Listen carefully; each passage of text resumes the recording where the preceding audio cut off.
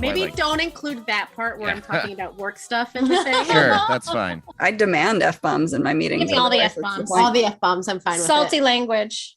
What's the point of having meetings otherwise? I very much love that Laura Wiley Instagram. She does all the like talking to your corporate bestie on how to figure out how to write an email. And he like helps her Yeah. write in corporate. It's a secret language It you is. have to develop. Per my last response, if you could Yeah. take a look at the email that I Dana's sent several days Dana's ago, really good at corporate speak. I don't. that's all I do. Literally all I do is talking corporate speak. The like, this is not my job is like, This is out of out scope. of the scope of my job That's purview. scope. However, If you'd like to talk about an increase in budget, we can definitely do that. I've always just amazed that we manage to get anything done because our primary mode of communications is usually animated GIFs. Oh my God, totally. That is all my Slack. Like my Slack communication Yeah. is almost 75% GIF. Yeah. Definitely. See, ours is quickly made up emojis that exactly fit the situation. Oh, that's good. We're My- just writing in hieroglyphics at this point. The kind of my happiest moment was when somebody on my team made me a Bruce Banner, like the secret is I'm always angry emoji that's that I really now good. just use like all over the place. That's Alex right there. That's a good one. Send that to Alex because she needs that. Oh my God. I Yeah. will kill you. Alex, smash. Yes. But you know, there's a She-Hulk coming with the There's lawyer. a I She-Hulk. know it's going to be Yeah. a comedy. Oh my God. Actually looks really good. Well, it's funny because one of the times I went to work, I was wearing this like little like business outfit, and Helen goes, And it was green and purple. well, this top was green and purple. The top was And green. she was like, "You look a lot like She-Hulk," and I was like, "I don't know if I should be offended." And then I looked at the comic book, and I'm like, "I'm not offended. She looks great." No, She-Hulk no. is pretty hot. Yeah. She-Hulk is great. And speaking of looking great, no Oh, I matter thought you were where gonna you go with- are. Speaking of She-Hulk. Well, She-Hulk. Having the right outfit, power outfit for the right Power ballad. situation. These are definitely power outfits. Welcome to You're No Fun Anymore, the podcast where we deal with our nostalgia. I'm Randall. I'm Dana. I'm Bryce. I'm Alexandra. And I'm Helen. And bust out that Zima and start yelling about your ex because we're diving into John Cameron Mitchell's Hedwig and the Angry Inch. Ladies and gentlemen, whether you like it or not, Ow! Hedwig! Don't you know me, Kansas City? I'm the new Berlin Wall. Try and tear me down. How did some slip of a girly boy become the internationally ignored song stylist barely standing before you? Damn, handsome. I can't believe you're not a girl. Looks like we got some sugar daddies in the house. You could give me a cavity, honey. Now you're interested, huh? Inch, not itch. Intrigued. It is clear that I must find my other half. But is it a he or a she? Can two people actually become one? The dark turns and noise of this wicked little town. I never knew that woman before that night, and I never knew she wasn't a woman. When it comes to huge openings, a lot of people think of me. If you got some sugar. I had tried singing once, and they threw tomatoes. So after the show, I had a nice salad. Thank you, ladies and gentlemen. Thank you, both of you. Did you put a bra in a dryer? Yes. How many times do I have to tell you? You don't put a bra in a dryer. It warps. Suddenly I'm this punk rock star, and I ain't ever. I'm never turning back. Hedwig and the Angry Inch. When I think about all the people I have come upon in my travels, I have to think about the people who have come upon me.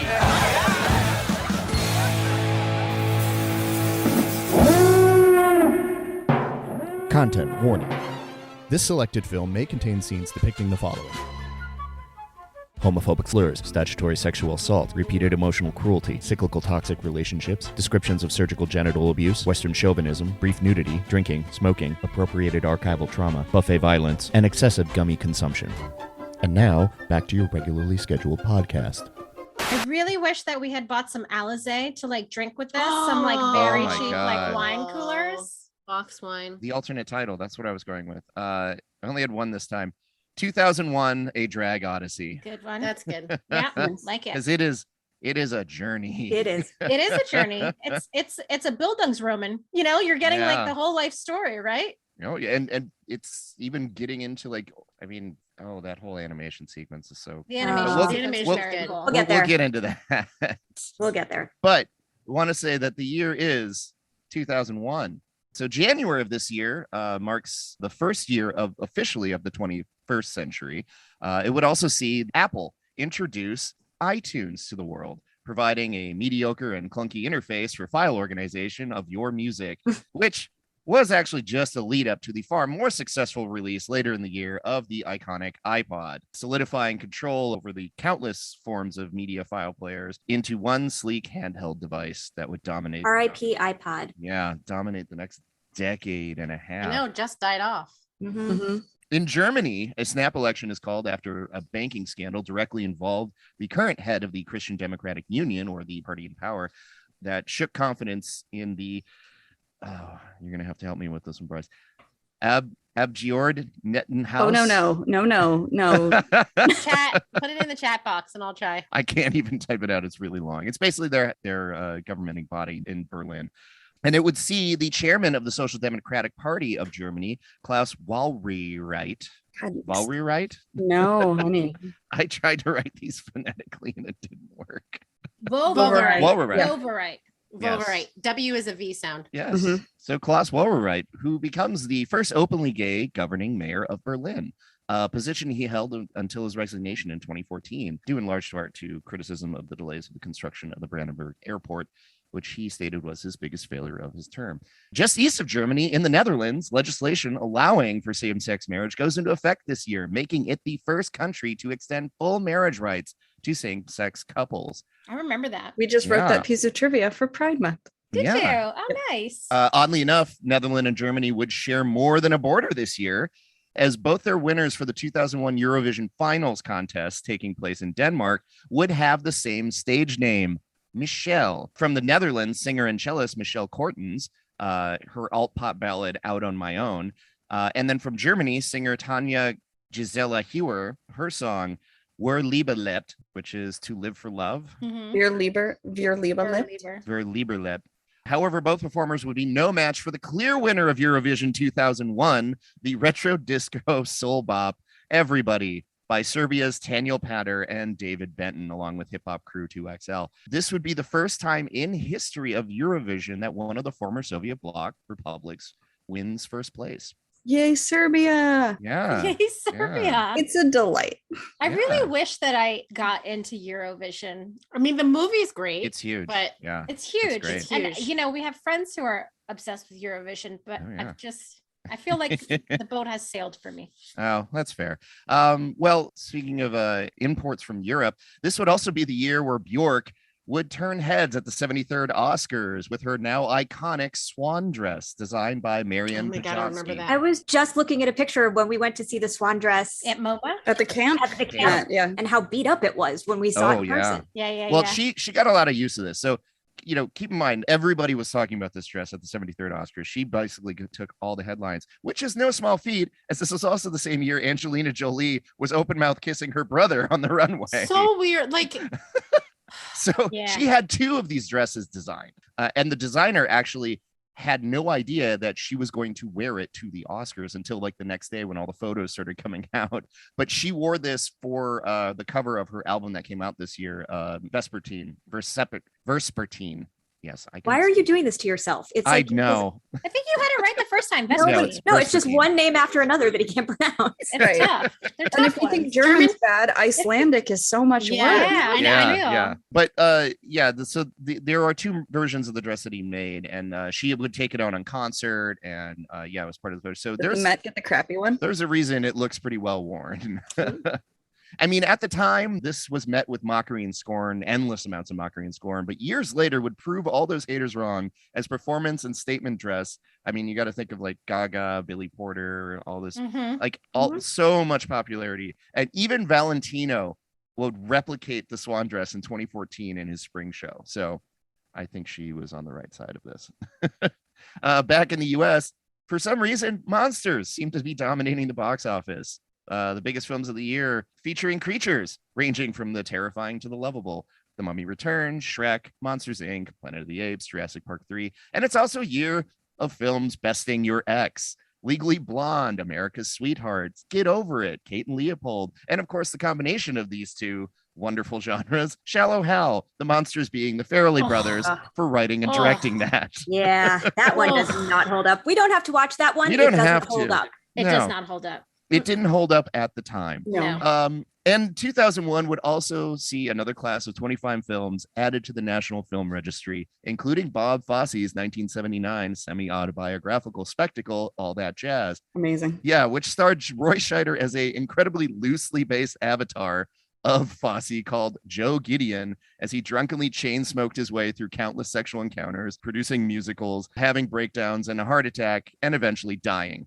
And speaking of a spectacular fictitious life story loosely peppered with autobiographical touchstones set to some killer music, Hedwig and the Angry Inch comes out July 20th, 2001. Truly independent feature, as it only opened on 9 screens. It had a very, very, very long run. And even though it only opened on 9 screens, its first weekend took in over $150,000, placing it 28th in the box office charts, which is really saying something, as its per screen average was over $17,000 per screening, which actually makes it more attended than the 2 A-list fronted debuts this week, which was Jurassic Park 3, which only managed 14,000 a screen, and the really miscast America's Sweetheart, which only pulled 10,000 screen. The only film to beat this in per screen average actually was another indie darling, Ghost World, which I only screened on 5 screens. So that was even more of a draw. Overall, it'd have a huge, huge run, adding additional screens steadily for weeks until it broke over 100 by the fall, bringing in over $3.6 million worldwide on its original release. Of course, most of us, if we didn't see this in the theater or the stage production or any iteration of this, remember it mostly because of its long-held repertory screenings and home video release. It was also submitted to Criterion, Spine number 982. Beginning as an ambitious drag show, it started at the Squeeze Box in the 90s. We're just going to do a little breakdown here. Then it went to the Jane, off Broadway, and then this award-winning film debut and an international touring juggernaut, along with revival screenings. It is really a force of its own beyond its creator, John Cameron Mitchell, at this point. And yeah, I have a lot of fond memories of it. Did anybody see it when it was on? I saw it at the Jane. Did you? I saw it at the Jane. I didn't see it with John Cameron Mitchell. I saw it with Michael Cerveris. Oh, I saw it with John Cameron Mitchell. Miriam Shor was still there. This was my first, Hedwig and the Angry Inch was my first show in New York City that I saw. That is a good first show. Yeah. My first show was Titanic, not nearly. My second show was Chicago. I think my second show was Chicago too. They know, and I living parallel lives. My first one was Annie, Get Your Gun. Oh, interesting. With Bernadette, not bad. I think this opened off Broadway the first year I came to NYU, right? Yeah, that would have been 1998 or something. Yeah, that would have been it. So like it was very much like what everybody was talking about, like it was very much like in the air. I had friends who like went to see it, a few times. I never got to see it in theaters. At the Jane, it was really cool because it was so intimate. Yeah. The Jane wasn't a big theater. It was a big, it was a converted hotel, right? Yeah. Yep. Okay. That one was very, very cool. I have a storied history with Hedwig. So besides seeing it at the Jane, I was in one of those 9 theaters. And directly after leaving the screening, the boyfriend that I was with at the time broke up with me. Because of the movie?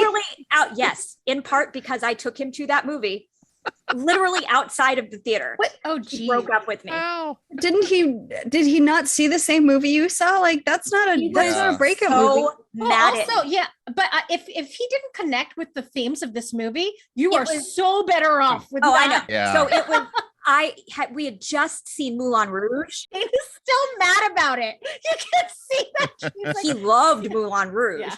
I assumed he was a musical theater person. I assumed he was going to like Hedwig, but apparently his heterosexuality was a little bit threatened by watching that movie. We left the theater. I'm sure he was already thinking about breaking up with me, but that tipped him over the edge.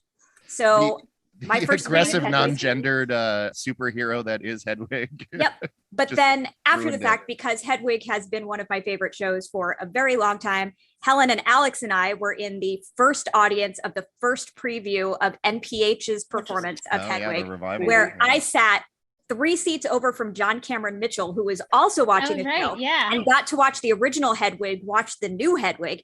And then 6 months later, I think, or whenever it was, Yeah. they came back. We went and saw the first performance of the first preview of John Cameron Mitchell doing Hedwig. So we saw both of them. We definitely saw Yeah. both of them because Yep. because I was like, I must have like posted about this, and we definitely posted the John Cameron Mitchell one. Yeah. I didn't scroll far back enough for NPH, but I remember NPH because he's got the like legs of For days. like a goddess. Oh, yeah. Like He does. just do not stop, you know? Yeah. And it was pretty great to see him on stage. Well, and when I- we were there, they gave John Cameron Mitchell 7 different standing ovations. Yeah, it was throughout the it was show. awesome. Oh, yeah. It was Yeah. really I mean- good. It was great seeing him. And that was my first time seeing it on stage. Mhm. Yeah. And I don't think I've even seen the movie all the way I through. hadn't seen the movie. The movie wow. came out when I was I've in heard high school. the soundtrack was like on Yes. all the time, you know? So Yeah. like the music I knew, but I hadn't seen like the full theatrical version until we saw it on Broadway, like the revival. And then Mhm. this was the first time I think I'd seen the movie all the way through. Yeah. I saw it at the Jane with my high school boyfriend. Like we were on our very first trip to New York City together. Cute. And we'd heard the soundtrack beforehand, and I convinced him to go see the musical because it was like punk rocky. Mhm.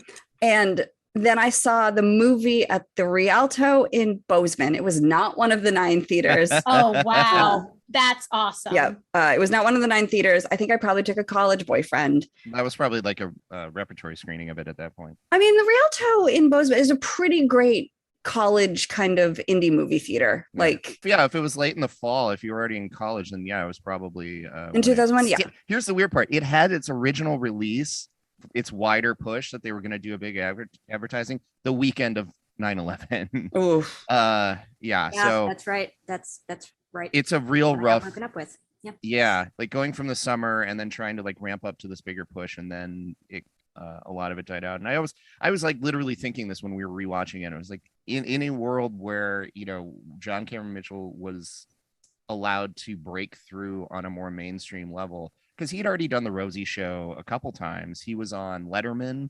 That this was when the show was going on before the movie, Mhm. because they actually feature in the film those moments from Yeah, those they do. appearances. Yeah. Yeah. And I John like Cameron the Mitchell, timeout cover. John Cameron Mitchell talked about how when he did the show for Letterman, they were doing the whole thing, and they asked him not to rip the wig off during the performance, and he did it after they finished the song, but they just, you know, cut that out anyway. Yeah, so it's still a weird time for Mhm. for America at Yeah. this point, and for this kind of like drag show like that has a story. Yeah. You know, this is kind of one of those. Yeah, same. It is something that I hadn't seen before, like coming from stage and then doing this film. The film itself is really a different adaptation. Yes. It's more like the vibes feeling. The movie is the vibes feeling of the show. Like you get the emotional. I think Bryce, you had said like this Well, is yeah, I was in film school while I watched this, film theater school. Yep. And I really wanted to be a writer. And this so the play, the musical, I had like theater kid, loved musical theater my entire life and grew up on Rocky Horror. But this was the first musical that really connected with me, that musicals didn't have to be what they were. Like they didn't have to be Chicago. They didn't have to be ragtime. Even Rocky Horror, like this is clearly high camp, but musicals, theater in general was like a high camp. Mhm. It really connected with me and opened my mind to what like musicals could be. That I had a similar, my favorite teacher in high school, who was my choir teacher, recommended it to me the year that, I guess, the summer in between my freshman and sophomore years of college. And I had not even considered listening to it because it didn't seem like my kind of musical theater, Mhm. which Right. was way more traditional. And I got the soundtrack just kind of grudgingly because she had told me to listen to it. And then I got obsessed, like immediately. the one that I got obsessed with was the cover album Oh, cover album was Yes. so good. of That Wig you in the can't Box. find anywhere. It's not on Spotify. it's out of print. We I have have we have it. I used to have a copy. Yeah. I used to have Yeah, a copy we and I have threw a it out copy because of I it. didn't know. I didn't know they were going to get rid of it. Yeah, it's mostly just for I love Frank Black's version of Sugar Yeah. Daddy. Sugar Daddy. and that- Or holy shit! I like Cyndi Lauper's Oh, she Cyndi did, Lauper's Midnight Radio. Jesus yeah. Christ. oh, the Midnight Radio cover is like Yeah. so good. Yes. And I mean, since this is a non-traditional musical in the way that this film is presented. So sorry, me again.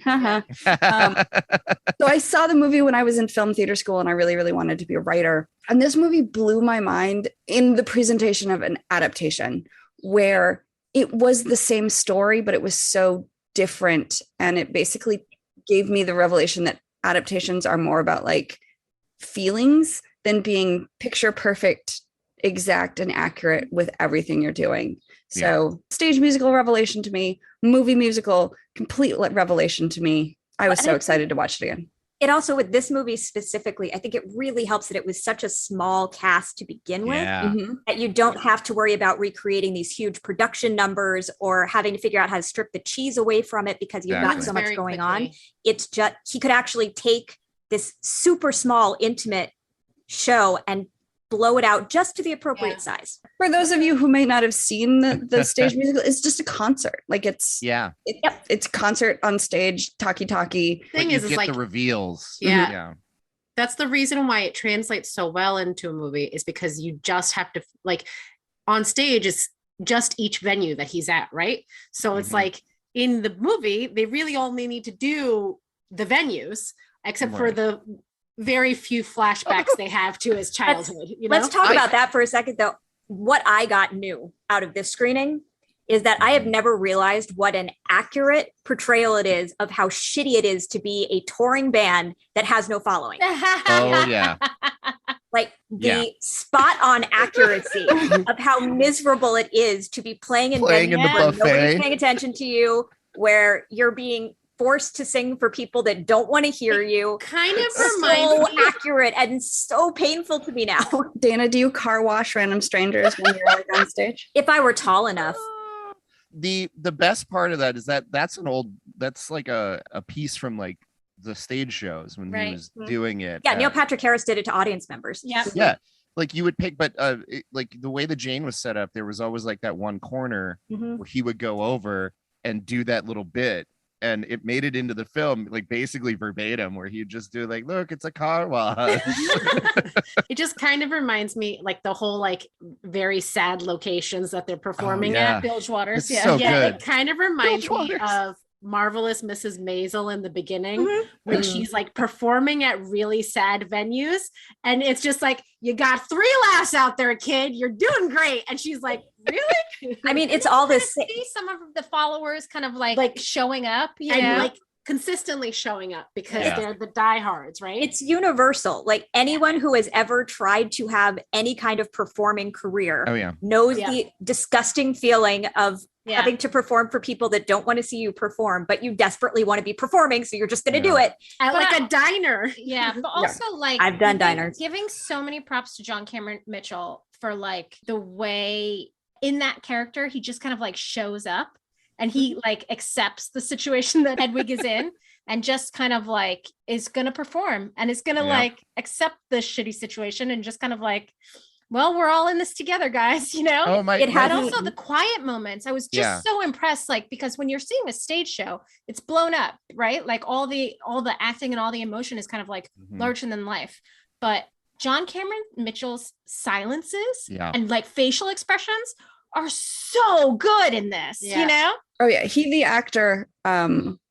Great pronouns are difficult for this one, so I'm gonna like distinguish. Right? But if we're talking about John Cameron Mitchell, it's he. If we're talking about Hedwig, it's she. So yeah, the thing I took out of this for the first time is what a ride or die bitch Phyllis, the band manager. For real, for real, a good egg.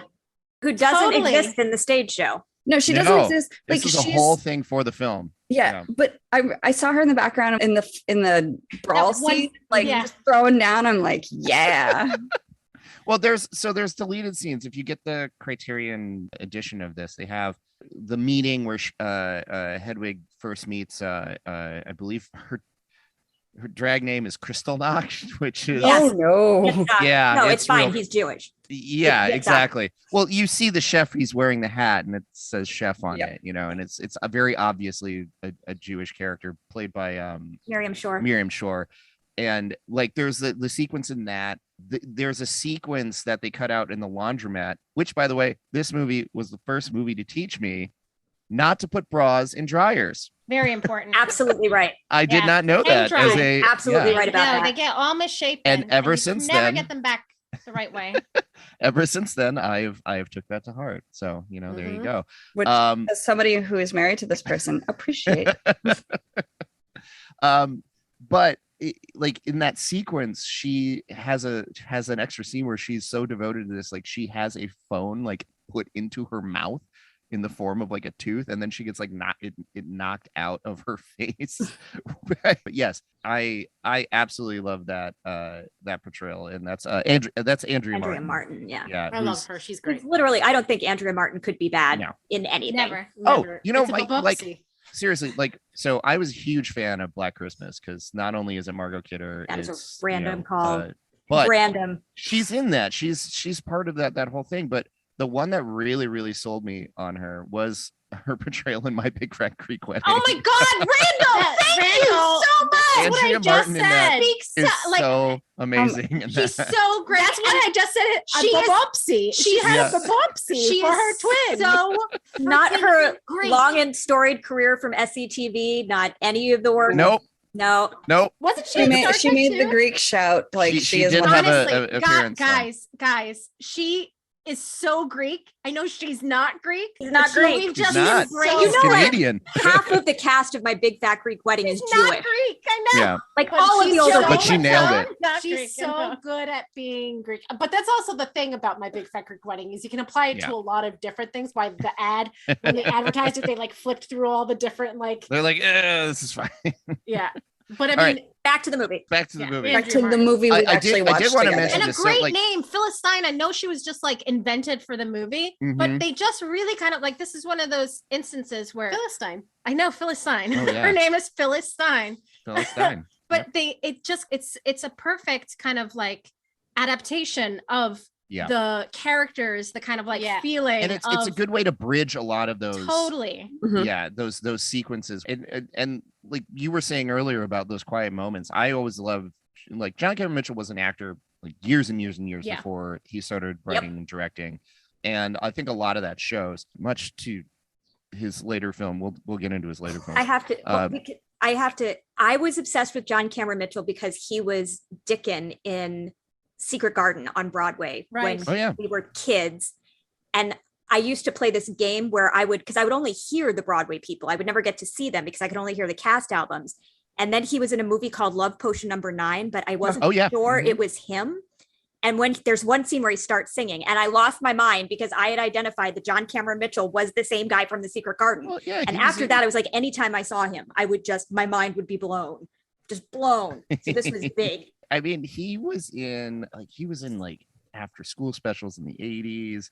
But the thing about like I love him as a performer and I love watching, like you had mentioned the quiet moments. And when he is Hedwig, it reminds me of like Kim Darby, where it's this wide-eyed, nervous, but like emotionally hyper aware of everything around them. And it translates so well. And then when you get to these later scenes where Hedwig is literally just breaking down by the so end. world weary. Yeah, Just so and- like Hedwig and is the he was ultimate only- survivor, right? Has been through the absolute ringer Yeah. and like forced and to do still things. keeps going. Yeah. You know? Yeah.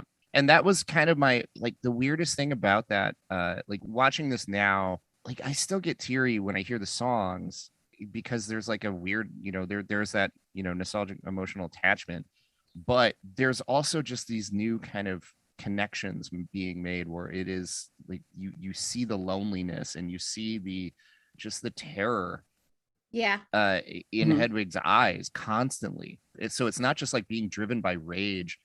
It's also just being driven by not wanting to be alone. And Yeah. all that is to his credit. And again, first time director coming out with a film like this is Totally. It's insane. And doing some like really artistic, like filmic Yeah. scenes in it. I will say, know? I think this was his peak as a filmmaker. Like nothing he's made since then No. has been anywhere near it. What was his other one? Short Bus? Short Bus. Short Bus is right after the this. worst. It's Didn't not watch the Short worst. Short Bus is It's pretty hard It to is watch. the worst. It's not the worst. It's bad. It's but hard to watch, is what it is. Okay, Yeah, what is it's- the worst if not that film? I can't even remember the name of the one that came after Short Bus. He's done a second one. No, he did Rabbit Hole. Rabbit Hole's okay. The one that I absolutely despise is How to Talk to Girls at Parties. The Neil Gaiman adaptation? Yeah, Wow. it's real bad. Like it's a mess. Which is weird because he actually directed one of my favorite episodes of Glow. Well, it's not saying he's a bad director. It's No. just, I think some of his ideas work really, really well, and some of his ideas don't. But he always Short commits. Bus is really rough. Yeah. Yeah. And He always commits to it. and I think like there's a credit to him for like we were having this conversation, Bryce, when we had originally watched this, where he's a very blunt director. Like it is raw emotion. Yeah. Very, there's nuance and levels to things, but he's not subtle. No, I think his script is subtle. Like his script is Yes, subtle. the script like, is subtle, but not the style and It's the way so he shoots. funny. The fact that they're like touring at Bilgewater's, that's hilarious. But his directing is not No. subtle. And that comes out especially with like the scenes with him and Tommy Gnosis Yes. are so melodramatic and weird and borderline statutory rapey or Yeah. directly statutory rape Yeah. because he's supposed to be a teenager, right? Yeah. He's like 17. I clocked that really for the first time this time. Yeah. And Yeah, I that's went, real unpleasant. Well, I think the thing with that is, though, it is unpleasant when you're thinking it in the 2022 filter. But I think the reason it probably didn't bug us as much in the past is that Hedwig, in her way, is childlike. She never really makes it past the moment when It's abusive. I think she is. She no, never really I'm makes completely, I'm like, my facial expression is agreeing with you, but I'm like, that's the excuse we use from Michael Jackson. And No, I know it is, but I think that for someone like Hedwig who has such a traumatic thing happen, Mhm. her emotional growth stops at that point. It would just have been stunted. So I think Hedwig Randall is right, is just about trying to find someone to love her Right. the way she is. So I just don't think that they ever meant to present it as statutory or this is like a kid that's way too young for her. It's just she wanted someone to connect with. For a while it works, but then there's also just and by the way, when they're hanging out in that where they're both in drag and they're hanging out watching the cars go by trying to get picked up Mhm. as prostitutes in the scene in the movie, the person on the other side of that's the makeup the makeup designer. It's a nice little Shout out. the weird part about this is like we talk about this movie now and I look at it and I like from a screenwriting standpoint it's almost like a little too like sequential, Yeah. but in the moment it feels great where Yeah. it's that you're at your lowest and then here comes your ex and then it's like you have those little moments of connection again and then you just remember all the garbage and then it Yeah. goes back and then it's like there's a moment where that scene when they're in the front and they're singing and they're having a great time and then reality kind of drags slowly back in and it feels like again it's like the end of The Graduate where like once reality starts setting in all that emotion just drains away and you're left with well fucking what now. Yeah. Although I do think I prefer the stage version of that breakdown where it's not about her running into Tommy again. It's about reliving doing it the first time. Mhm. But all it is about Hedwig and Hedwig coming to the realization of who she really is in relation to this other person. And it is so affecting when you see it on stage, Mhm. like just watching that breakdown happen from all torn up to the end. Mhm. It's just, it loses a little something in the movie version because you see Tommy. Yeah, I think, but it's a shorthand and it works in the fact that, again, you have to adopt this. And if we're only going for, Mhm. it's only 90 minutes. This is a Yeah. really short film. It And to moves do a very musical. quickly. Yeah, it is bonkers how fast this film goes. Without cutting much of anything from the show. No. No. Yeah. In fact, adding to the There's show. one Yeah. song.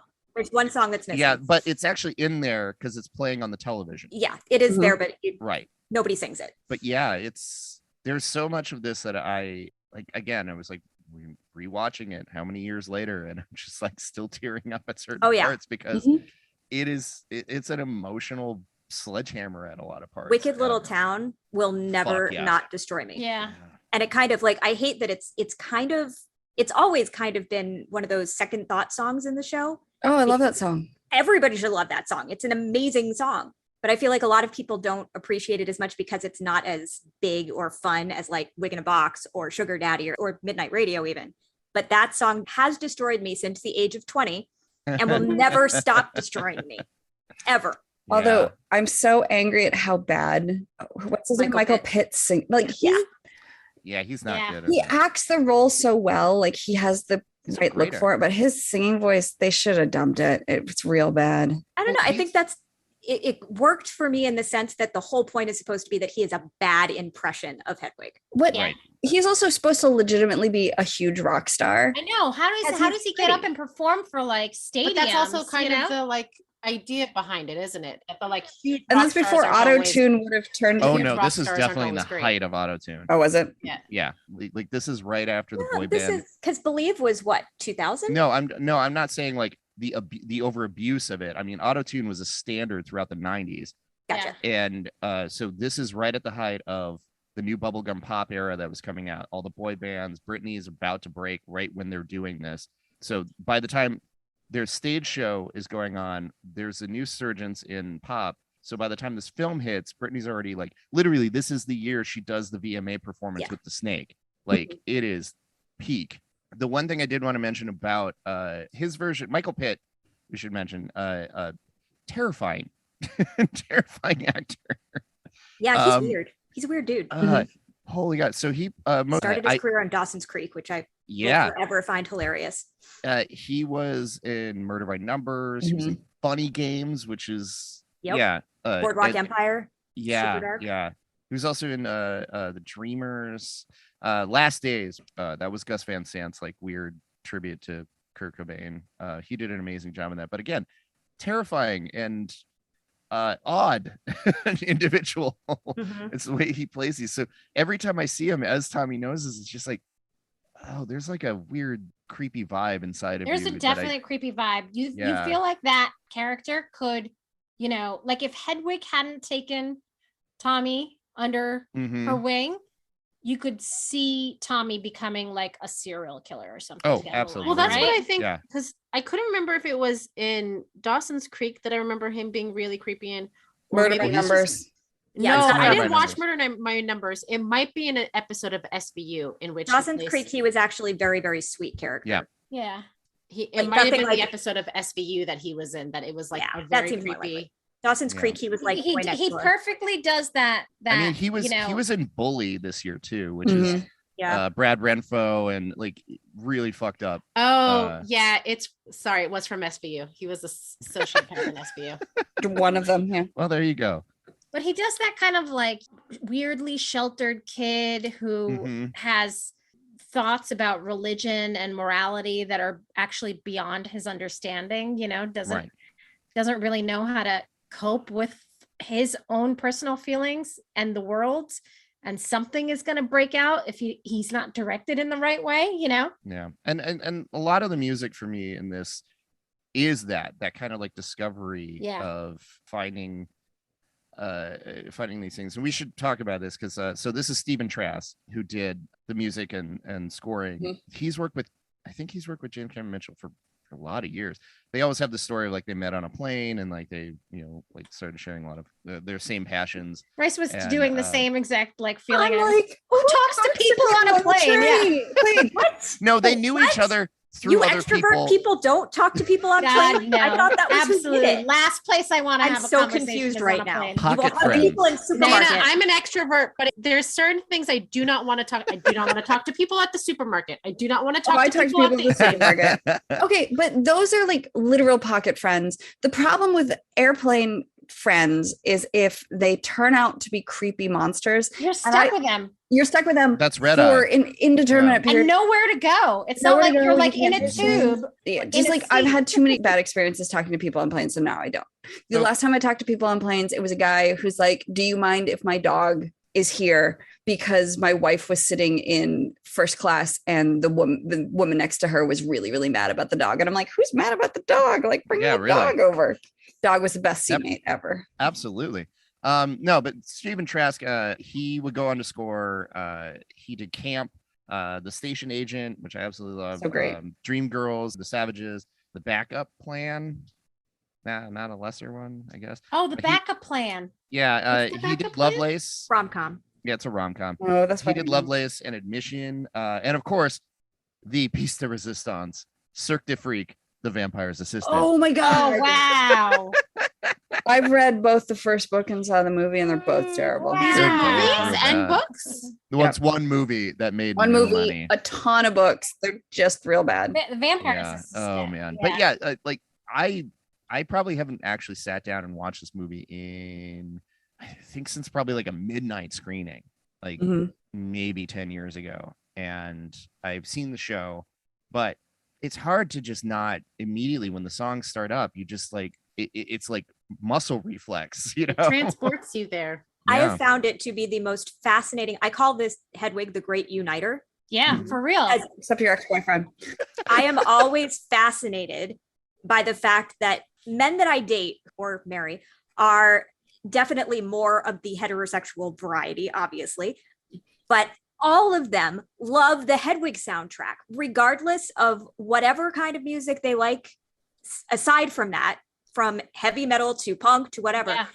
all of Yep. them will listen to Hedwig and will listen to it on repeat. And I find that fascinating. Yeah. Fascinating. I think because It's a but I good think it's soundtrack. because it's like, even though it's got like the structure of a musical, you know, it doesn't, it's not a musical in the form that you think of a musical. Well, you know, like Some of also- the songs have like, I'm going to tell you a story with the song. Yeah. Like all of them could just be listened to on their own. yeah, Right, because they're songs. It's Yeah. kind of like it's like they've got great hooks. They're rock songs, they're punk songs. They've yeah, got yeah. like that whole kind of like it's like how short, catchy, you know. They were broken in music venues in New York. Like they Yeah. tested them out on stage in New York, not always as part of a show. Sometimes it was just part of the rock show. right. And Stephen Trask was in a band. Like Yeah. he was a real honest to God band musician. Yeah.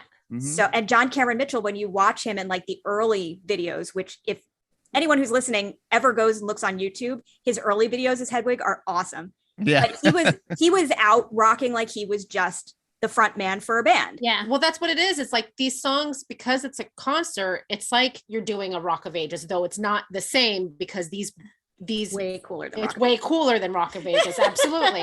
But I'm just saying, like, it's like that in that it's like music pieces that are Strung together. strung Well, but- together, and they're just dedicated music pieces. I think the difference is with Rock of Ages is taking rock or pop songs and finding Right. the cheese within it right, to yeah, put into totally. a musical. This is the exact opposite. Yeah. It's taking the cheese out of the Broadway Yeah, and just putting something kind of raw and rock on Totally. stage. Yeah. So totally. yeah. And it's not like Oklahoma in that it's like we're singing about a Surrey, and Right. you know, like it's like they're Mhm. talking. They're not. Sorry, French. That's not the. Sorry, I with know, a fringe sorry. on top. They're There's not like. fringe in both musicals. Yeah, there is fringe in both to serials. different uses. But they're not talking about Yeah. like they're talking about what they're doing in the moment as opposed to it being a separate song, you know? but also it's got that kind of like the in between, Yeah. the banter Mhm. is so good and so Well, the real. Yitzhak? And you Yeah, the Yitzhak band, like the stage work that ends up in this Yeah. is some of the best parts. My so favorite good. was when they're in the outdoor quote unquote festival and there's just that one The one goth. kid. By the porta Yeah. potties. Yeah. Ugh. And Hedwig just kind of goes, oh, just Come sits sit, down come and be like, sit, come, yeah, come, yeah. let me tell you a story. Guys, I played that show too. I played all those shows, all of them. I know. All of them. I love that because you can hear the bands in the background and like Mhm. everybody else having fun. And there's like, Like, oh, those bands got to play for actual people. yeah. I empty parking lot. Cool. But like bridging the gap between the emotion in the songs. And then it does create like this kind of like Klobuchar effect where it's like putting them in front and back of something creates Yeah. a whole new meaning out separate of the show. And this is again why it's like I think of these things as two different entities, you know, they're like two different beasts. Like the film itself is a whole different feel than the Yes. stage production. Totally. And I get different emotional attachments to it. Whereas this one is really a culmination of a lot of different people putting it together. And it still feels like, even though this is nearly 20, More than what 20. is it, Yeah. 21 Still years, fresh. Yeah, Totally more fresh. than 20 years later, it still seems so Actually, maybe even more relevant now. right. Totally. Yeah. Now And- that the trans conversation has gotten to where it is, I feel like Well, it's yeah. actually more important. and Yeah. and, Yeah. and John Cameron Mitchell had always talked about like this wasn't meant to be a trans like No. because this was something that was done to like To this was Hedwig, yeah. right. Yeah, it wasn't a this choice. wasn't voluntary, so this Yeah. is like It was a forced. right. But I think that it is still, even though it is a forced situation, it is still very much the story of what happens Well, after. it's a humanist portrayal of It's about Yeah. identity. Yeah. And it's It is about about it. trying to like embrace your full identity, right? Yeah. And not trying to be forced into a specific form depending on the person or the society that you're stuck in, yeah. right? I mean that, So- that whole sequence and I love how just abrupt and quick that is, like right after Yeah. Sugar Daddy, and then it was like, oh, there he goes. And Yeah. It was Yeah. so heartbreaking. Luther's It the feels- worst. yeah, Luther Luther sucks. just was like, peace out, I'm out. And he's got like he found another twink to run with, and then like that was it. Another child then you're a- age. Yeah. Child age, yes. So you know he's got a type. And this is just like it doesn't even give you room to breathe, and then you're Yeah. already into that moment of reclaiming the space of when you get Wig in a Box. And it's Except that even though that Wig in the Box ends up being, regardless if you're in the movie theater or in the theater, Yeah. it is the most joyful part of that show. absolutely Mhm. When everyone joins in for that last chorus, because Yeah. everyone always joins in for the last chorus. It is just this moment of pure joy. That Yeah. and then at the end of Midnight Radio, when you raise up your hands because everybody raises their hands, and that it's like these moments. It's actually really beautiful because it's these moments of connection in the Yeah. show that's all about trying to find connection, and he Yeah. forces the audience to share that experience. So it's actually really just a perfect little catharsis yeah. Mhm. for what's happened for No, the I rest of the feel it, movie. yeah. Yeah. And speaking of connection, I do have to bring this up because it's really hard to not state how incredible Emily Hubley's animation sequence to Origin of Love. Yep. It's And so beautiful. There's a moment of that, and every time Origin of Love is again one of those songs that I'm sorry if you're not like feeling Yeah.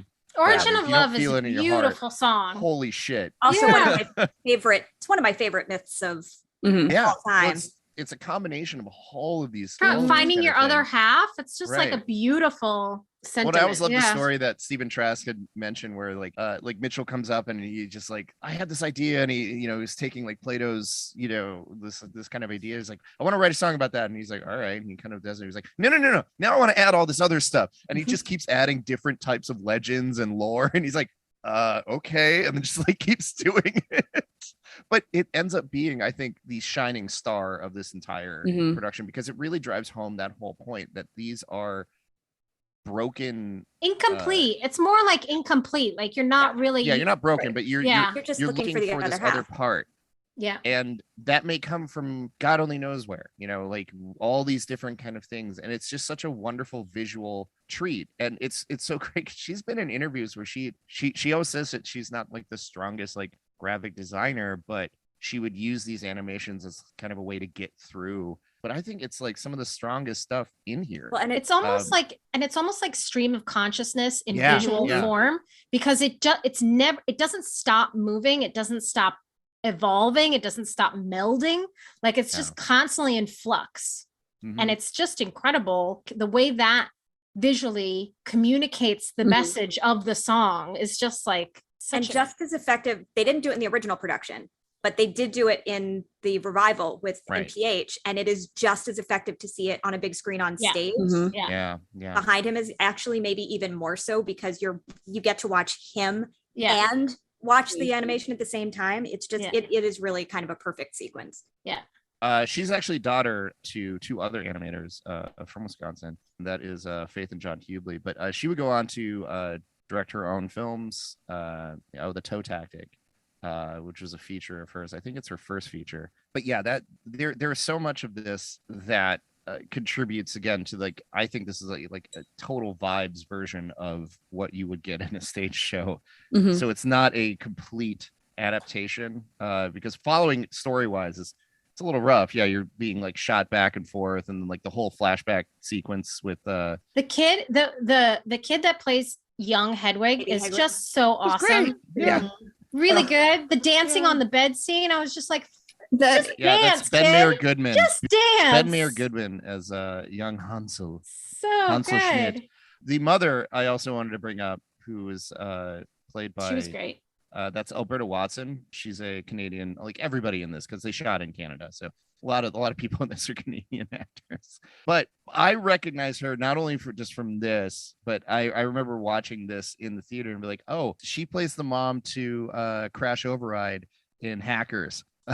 Wow, that is a deep That is cut. a reach. Yeah. Yep. And I got this like very so like Bryce and I were talking about this, like that whole moment when it goes flashback and then like she's chasing off his dad in that moment where it's just like, is this supposed to be like a suggested abuse, or is this supposed to be a see, and I interpret it as this was an affectionate man and his mother was so We had the same conversation. Well, Because just in the play, it's couldn't- not that suggested that it's No. the dad it's was. not. It's not, but in the you movie think it's that- very directly. In Yeah, the movie, it is because of that drawing, right?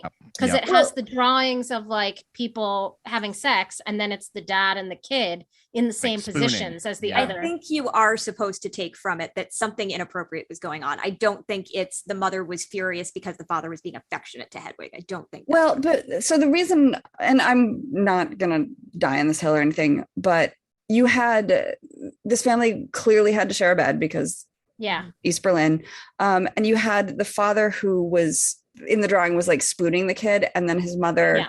was Backwards. was backwards. And I'm like, and I took it as like how tragic that this was his opportunity to have like a loving connection early, and it was driven off. And Metaphorically, also, yeah, I can think see that. just because like later on when Hansel is like watching TV Mhm. and singing along and his mother throws a tomato at him, Yeah. Yep. you kind of get the feeling that the mother is like squashing a part of him, you Oh, know? yeah. Well, and see, I would take it more as the mother chased the father off because he was doing inappropriate things and then blamed Hansel for Yeah. the father leaving. for the I rest think- of his Right. life. I think both like Yeah. And You I could think take it's away. both Yeah, I think interesting maybe- interpretations with like different ramifications on Yeah. Hedwig's character. Also, Yeah. I have to say, John Cameron Mitchell's version of like God, he's really it's a very Western view of like bloc countries and socialist states, because it is this Well, like so funny when he, Actually, so I went know to he grew see- up in Berlin. I went to and, see him do it. He did this thing with Town Hall that he's still doing, I think, where he does all of the songs from Hedwig and then tells the story of writing it. Mhm. And he said that part of the story is based on his childhood. Like, Yeah. he grew Yeah, up yeah, because he grew up there. on the army base. So But it's you don't think you're getting indoctrinated into I a thought he lot grew of up in like weird Texas. shit? no, he No, actually he was his- born. He was born in the U.S., but he grew up all over the place because his. he was an army brat. Yeah. And don't Hedwig know, is based off of a sex worker slash babysitter Babysitter. he had. Right. And there's a lot of this stuff that, again, like I get the nuggets where he's pulling in from like his real life, but then it's in service of It- in like like on it made me laugh when he gets the postcard from his mom Right. from sunny Yeah. Yugoslavia, Yugoslavia. which is just the funniest thing. And then Yugoslavia itself falls apart, like, 5 years Yeah. later. Yeah. And so much of this is tied into the fact that he was born in 63.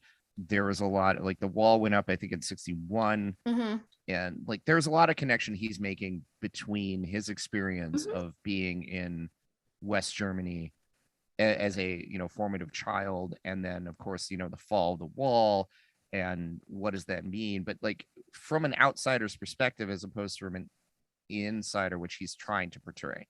And like I like the idea, and this again, like the whole character came out of just like redeveloping and reworkshopping this base concept of Yeah. somebody that he knew from his youth, which started off as, yes, East German prostitute, but then became like a gay rock star who went through this abusive surgery at a young age. And like there's a lot of this stuff that it's hard to say when you start picking it out of the snowball that It's rolls such a down the hill. nuanced, it's Yeah. just such a nuanced story and character, and like the emotions in it. There's just so much depth to it. It's not easy to describe or kind of No, like, I think you're supposed is to a take singular. different things from it. Like each person should it's like a piece of art, right? Like Yeah. It's not going to have the same story for everybody, Yeah. you know? Yeah. When I was watching the stage production, I didn't get this idea, but when I was watching the movie, I was like, does Tom Ignosis actually exist? Yeah. Or is it Oh, just interesting. in his mind? Yeah. Is it all just this alternate persona It's like he if created? I had been able to remain a young gay man, would I have been this rock Instead. star? You Rock know? star, yeah. Well, No, so that's that's interesting. like that was like a thought I had while I was watching it. I was like, Yeah. because it kind of seems like they could be one, Yeah. you know, Mhm. especially It's at more the end ambiguous, totally. when he puts the same He takes makeup. it on. Yeah, he takes Yeah. on He the takes on persona. the mantle. Yeah, Well, because Well- in the stage show, obviously, he Yeah. just strips down until he is yeah, done. totally. Yeah. What I really focus on in the movie over the stage play is Hedwig's relationship with Yitzhak. Yitzhak. Yitzhak. Yitzhak. I love all their names are like very like Yitzhak. Well, it's And- all Eastern European, right? Yeah, It's all yeah. like And 'cause how it's like yeah. fucking sad. So Yeah. sad. So I was about to bring that up, that I think the one place where the movie kind of shortchanges Yeah. the character I agree. is Yitzhak, even Oh, though in the original stage show, Yitzhak is also a little bit shortchanged. Mhm. They kind of made up for it in the revival because she gets a song, like she gets like half a song. But there's like this whole arc for Yitzhak that happens on stage where she goes from being like totally discarded and disregarded.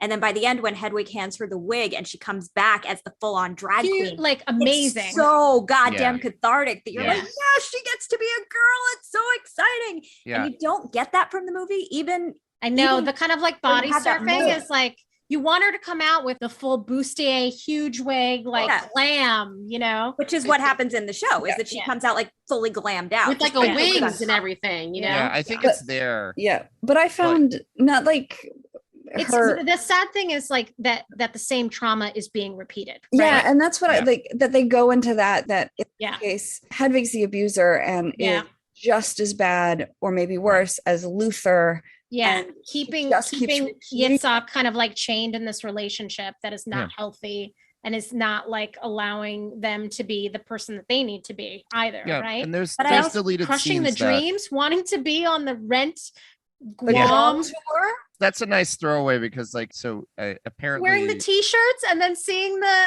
flyer in the laundromat. yeah That was the- also peak rent time. yeah Rent. well so John Cameron Mitchell apparently had put that in there because he was in the last rounds of auditions but then That had makes to sense. turn it down because he was Hedwig. doing Hedwig. Henrik. In the deleted scenes, they have a lot more expansion on Yitzhak's bits and that, and it's really more fleshed out. So, like, yeah, getting this thing down to 90 minutes, I think you lose a little bit of the sides of it, but it does gain because it is such a hyper focused portrayal of Hedwig. But I do think the nice part about it, basically, this is like an hour and a half therapy session for Hedwig. Yeah. Mhm. And Hedwig does take the entire journey through. I started as an abused child. Yeah. I got to this peak of being abused myself. Then I turned into the abuser. And when Hedwig hands the wig to Yitzhak, it's like we're past the point where at that point, he recognized that he's the one doing the abusing and needs to change the cycle. Yeah. So I think it is nice at the end that even though we've seen Hedwig abuse Yitzhak through this whole thing, at the very end, the cycle changes. Yeah. And the tattoo changing, I think, is so like everybody loves the first tattoo. Somebody at my gym has it with the two. I was literally like, after the movie, I'm like, maybe that should be my next tattoo. So on one hand, I'm like, I love that it's a full face because Yeah. perhaps Hansel now realizes that they can be a whole person. Yeah. As a person with tattoos, I'm like, where'd the fuck the other tattoo go? Like, this isn't a cover. You didn't get this lasered off. Did this just magically reappear? Yeah, you just lasered the middle line. There would at least be some fading there. Yeah. So I don't It's a know, guys. I wonderful- just But I found think this that's- tattoo place that does erasable tattoos. They come off. Oh yeah. Sure. I was thinking, what if it was just for Sharpie? those of us with commitment issues, You get a tattoo for a year and it fades off. That's part of the metamorphosis, though, right? I allowed my suspension of disbelief.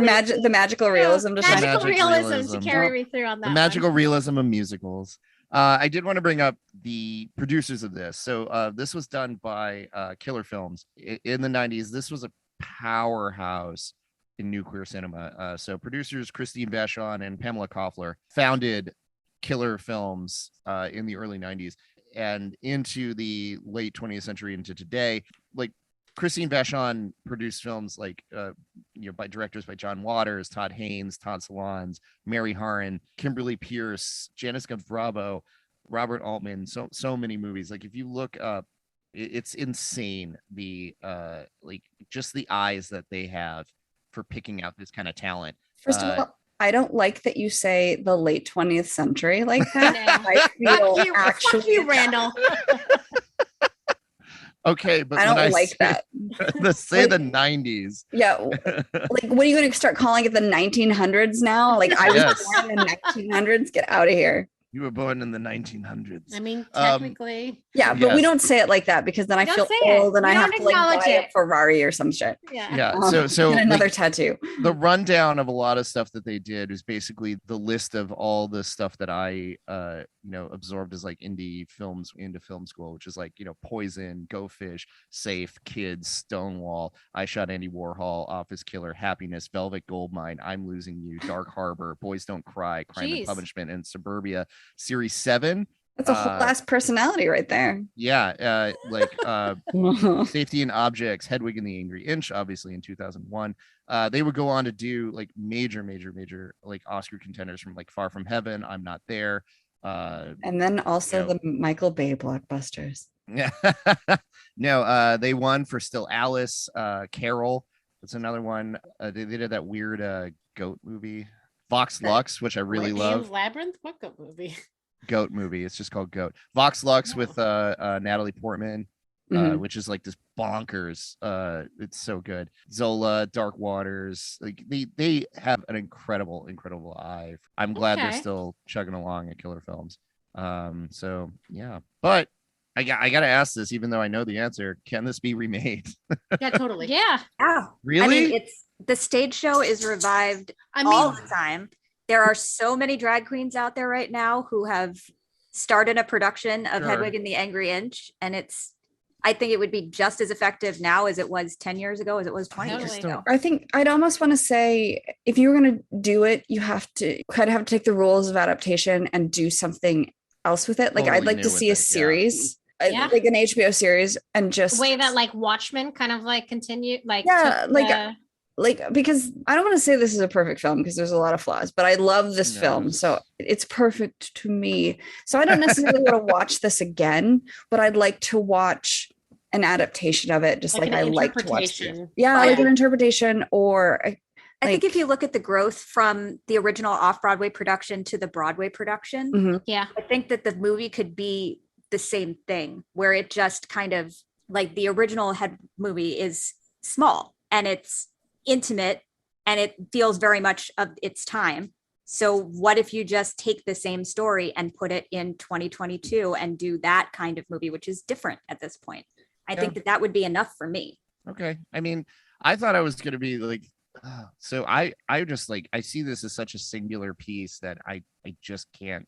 Maybe that's my limitation on it, is that I guess there have been seeing it beyond what the film is. There have been, although John Cameron Mitchell will always be Hedwig, there have been so many people that have played it, and so many famous people that have played it, that I have no problem thinking about somebody else doing it, like NPH, Michael C. Hall. Oh, and I can see like Hey Diggs, like a sequel where Hedwig is doing a revival Bilgewater tour to fight Congress people who are trying to put down anti-trans laws. No, I don't agree with that. I don't agree with that at all. I feel like that's Legally Blonde too, which I secretly liked more than it deserved.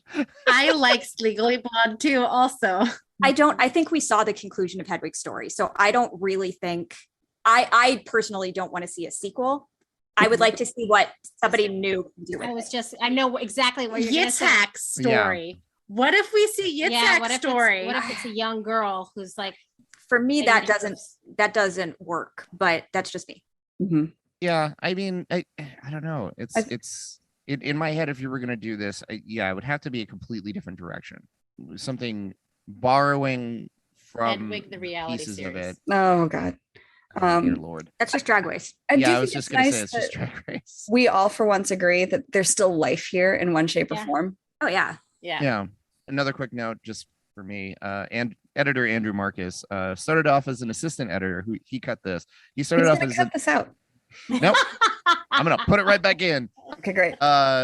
He started off as an assistant editor on Dirty Dancing. Oh, Synergy. Yeah. Mm. And he would go on to do Howard's End, Remains of the Day, Much Ado About Nothing, American Psycho, and would go on to do Step Up to the Streets.